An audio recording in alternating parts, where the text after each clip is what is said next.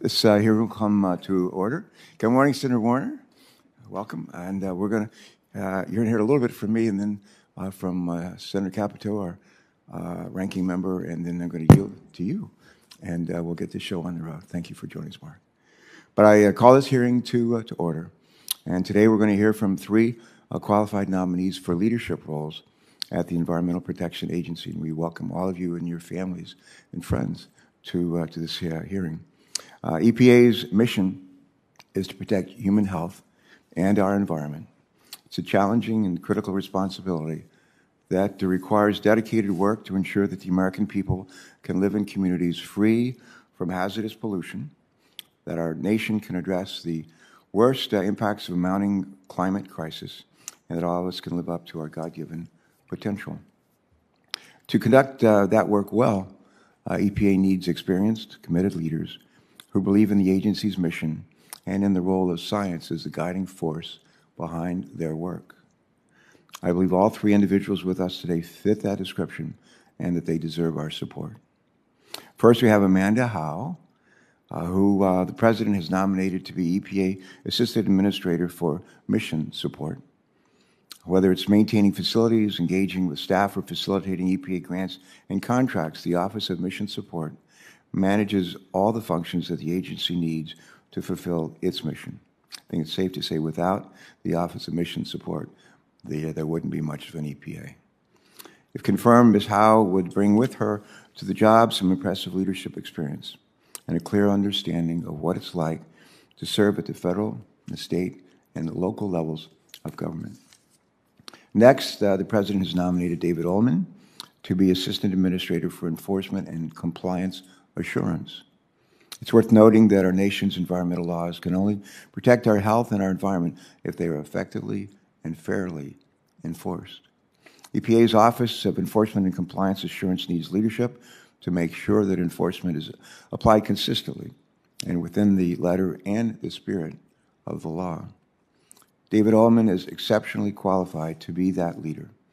Mr. Ullman has spent 17 years as a prosecutor with the U.S. Department of Justice, 7 of those years as chief of the Environmental Crimes Section. In this role, Mr. Ullman has led some of the highest profile pollution crime cases in recent history, including a 2017 case in which Volkswagen pled guilty to 3 felony counts in a scheme to cheat vehicle emissions test. That was a chapter that drew worldwide attention, worldwide acclaim. But I'm confident that he will bring the same dedication to enforcing our nation's environmental laws to this role at EPA. And finally, we have Carlton Waterhouse, whom President Biden has nominated to be Assistant Administrator of the Office of Land and Emergency Management. For those who aren't familiar, this EPA office is tasked with overseeing the cleanup of our nation's most contaminated hazardous waste sites, as well as working with local officials to revitalize these areas and prevent future exposure to harmful materials. Mr. Waterhouse has a good deal of experience and know-how to be successful in this role. He spent years in the 1990s working as an EPA attorney and acting on behalf of vulnerable communities that have suffered from the impacts of industrial waste, receiving the agency's Bronze Star Award 4 times for his work. And as a former Naval Flight Officer who served in a war too, I've known some people who received 1 Bronze Star, but the idea of receiving 4 of them is pretty amazing. Mr. Waterhouse would be an asset to the Office of Land and Emergency Management in assisting communities confronted by the dangers of contaminated sites and making sure that their voices are heard in government.